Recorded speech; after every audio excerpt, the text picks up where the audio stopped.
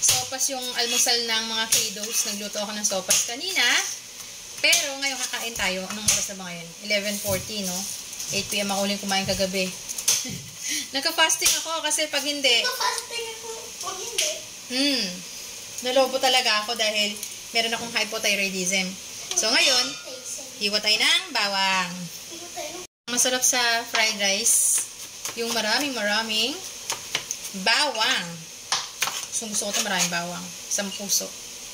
Tapos, sa loob ng bahay, alam nyo, hindi ako nawawala ng mga, yung ganito, yung gulay-gulay. Instead ay tapon ko yung tangka, yung ginagawa ko dyan, ay nilalagay sa tubig. Tapos, ano yan ulit sila? Kakaroon ng dahon. Kasi hahalo natin sa fried rice para may konting green. Bukod sa sili, masarap to may konting green like kangkong, alugbate, or any gulay. Katampo yung alugbate ko sa akin, no? Kinukunan ko na naman siya, nang-harvestan ko siya. Okay, so meron ng kulay green yung ating fried rice later. Diba? Tapos lagyan natin ng 2 sili yung ating fried rice. And then, ang side dish natin sa fried rice, siyempre, manggang hilaw. Ayan, o. Maniba yung ating mangga. Tapos kagabi gumawa ako ng bagoong alamang na maraming baboy. Yan yung ating side dish later on. Sa kapitong talong. Kahit sa pagkain, mabilis akong mainip. Kaya gusto ko iba-iba yung lasa. Mainit na yung ating kawali. Lalagyan natin siya ng butter. Ang daming butter eh, no? Tapos, ilagyan natin yung ating bawang. Ayan. Ay, tumatalsik. Bakit tumatalsik? Ayan. Lagyan natin ito ng maraming itlog later on. Yung fried rice ko, nilagyan ko ng 2 itlog. Ayan.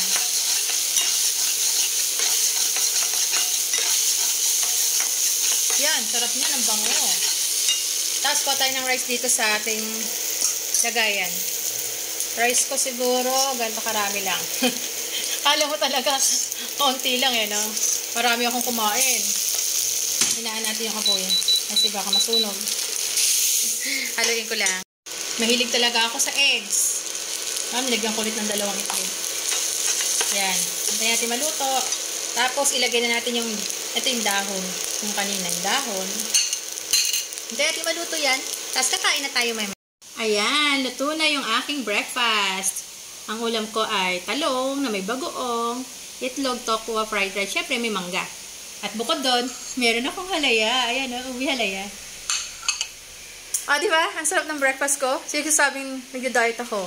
Hindi po ako nagda-diet. Tinakain ko lahat ng gusto kong kainin. Actually, nagiging nga ako ng weight kasi nga hypothyroidism yung sakit ko. Konting kain, tumataba. Sarap. Paborito ko talaga fried rice eh. Lalo pag tinapa. Pero ang dami kong kalat. Sarap. Kain po tayo. Mahilig po akong magluto kasi mahilig akong kumain. Itong halaya, ako gumawa nito. Nagluluto lang ako ng pa isa-1 kilo. Minsan half kilo, nilalagay ko sa freezer.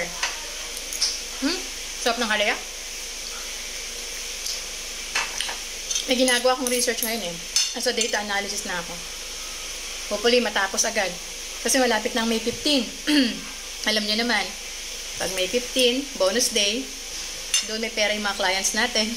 Kaya dapat, before the day, tapos lahat ng mga commitments ko. Kain po tayo, no? Kakain na ako.